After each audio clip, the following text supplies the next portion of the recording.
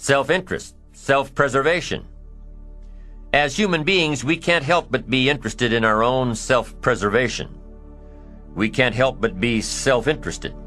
It's one of the strongest urges we have. Interested in our preservation, interested in our development, interested in our success.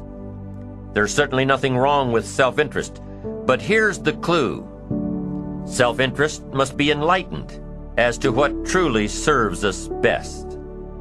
When I found out that self-interest was okay, that was a big relief to me. Now, we're not talking about selfish. We're talking about self-interest. Self-interest needs to be educated, enlightened. Self-interest is willing to be benefited by service to others, not at the expense of others. Self-interest at the expense of others starts to be greed, evil, hoping you go up as someone goes down, hoping to attain while someone else loses. I win, you lose. We call that the beginnings of evil, the dark side of our nature, wishing to benefit at the expense of others. Enlightened self-interest wishes to benefit at the service of others. A friend of mine tells this little story about a person she hears from about every 3 months or so. This guy calls to solicit money for food baskets for homeless families. She's happy to give her money to them. She was unfortunately homeless for a short period of time, and she knows the position these people are in. This group is legit. She checked them out. But after the second or third time this guy called, same guy, after the second or third time he called, she started talking to him about other stuff. Turns out this guy is broke, living in a hotel, looking for any construction job he can find. Any job at all.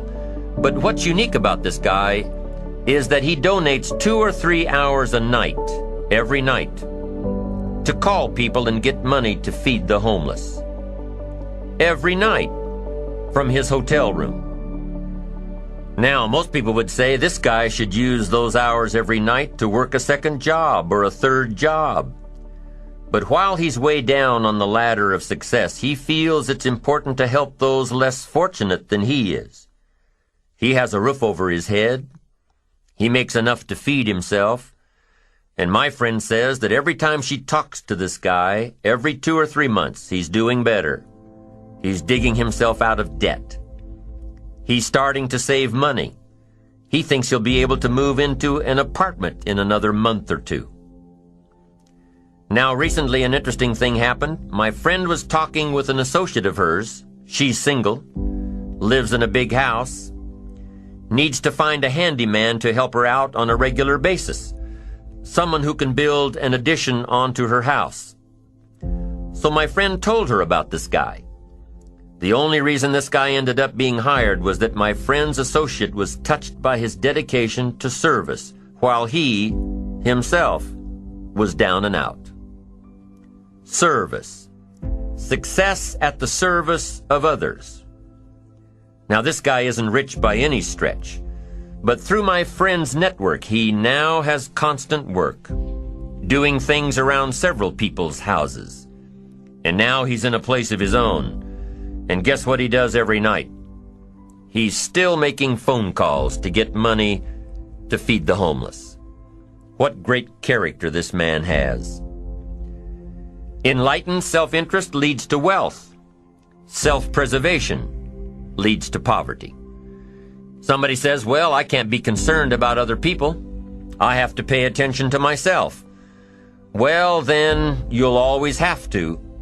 Somebody says I can't be concerned about other people's bills. I've got enough worries trying to pay my own. Well, then you'll have to worry about them for the rest of your life. The best way to get that monkey off your back is to turn your attention around. Once I understood some of this stuff, I'm telling you, it revolutionized my whole life. Now, self-interest is okay, yes. But here's what self-interest must be if you truly want to be happy. It must be enlightened. It says, don't keep your attention on yourself if you want your life to work out well. Turn your attention to others. In your own self-interest, be enlightened. Truly act in your own self-interest by making an investment in service to others. Next, if you wish to receive, now there's nothing wrong with wishing to receive, it's part of self-interest. But here's the enlightened part. If you wish to receive, you must give. Some people say, if you give, it's gone. No, no. Not if you're educated. If you're stupid, yes, it's gone. But if you're enlightened, chances are, if you give, you've invested. And what do we expect an investment to do? Return. Get back what you put out? No. We expect it to return multiplied. Bigger, greater, better. My father taught me way back, son, always do more than what you get paid for. Now, some individuals might argue with that. They'd say, no, you're going to mess up the whole program. I know they're wrong. In my own self-interest, I did what my father taught me, to always do more than I got paid for. Why? To make an investment in my future. Do more than you get paid for to make an investment in your future, and it's paid off for me. If you're wanting that big promotion, are you going to go up to your boss and say, just give it to me? I'll work harder if you just give me that promotion. No, it doesn't work that way. You've got to do more in your current position so that you get noticed, so you stand out from everybody else. So the boss says, hey, we've got this position opening up, and I think we should give it to Nancy. She does so much more than we expect. Just imagine what she'll do if we give her this promotion. You've got to do more than you're paid for. You've got to. It's an investment in your future. It's one thing to make a sale. I'm telling you, if you make a sale, you'll make a living. If you go beyond making the sale and serve people by keeping in touch, calling them before they call you, writing a thank you note, sales will lead to multiple sales. You can make a fortune if the customer is well taken care of. People who are well taken care of will open doors you can't get through by yourself. All of us have found ways to make a living. What got interesting for me early on was to figure out ways to make a fortune. You'd say, well, Mr. Rohn, how would I deserve to make a fortune? It's easy. Render fortunes of service. People will do things you cannot believe for people who give them good service. Here's one of the greatest gifts you can give anybody, the gift of attention. In return, they will do extraordinary things for your career. Take you by the hand and lead you to more people than you could meet by yourself. Always do more than you get paid for. Next, in enlightened self-interest, life responds to deserve, not need. Life responds to deserve, not need. Life was not designed to give us what we need. Life was designed to give us what we deserve. Once you understand that little life principle in your own self-interest, I'm telling you, it's life-changing. The ancient law does not go like this. If you need, you will reap. No, it doesn't work that way. A lot of people out there are hoping it works that way, but no, it doesn't. The ancient law goes like this. If you plant, you will reap.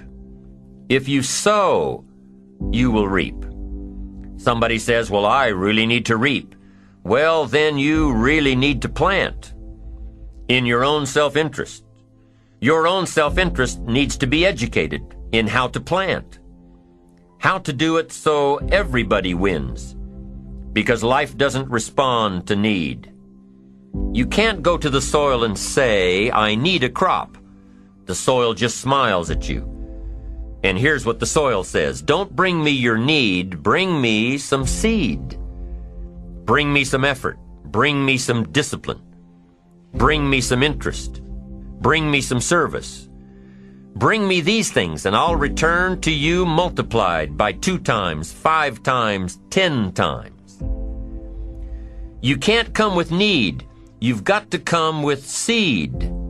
You've got to come with willingness. You've got to come with skills. You've got to be willing to learn, willing to change, willing to grow, willing to put yourself out, willing to stand up to the bad weather, willing to pull out the weeds, willing to nurture. That's the only way you get a return. Once you understand these principles, self-interest now truly becomes an exciting challenge, making sure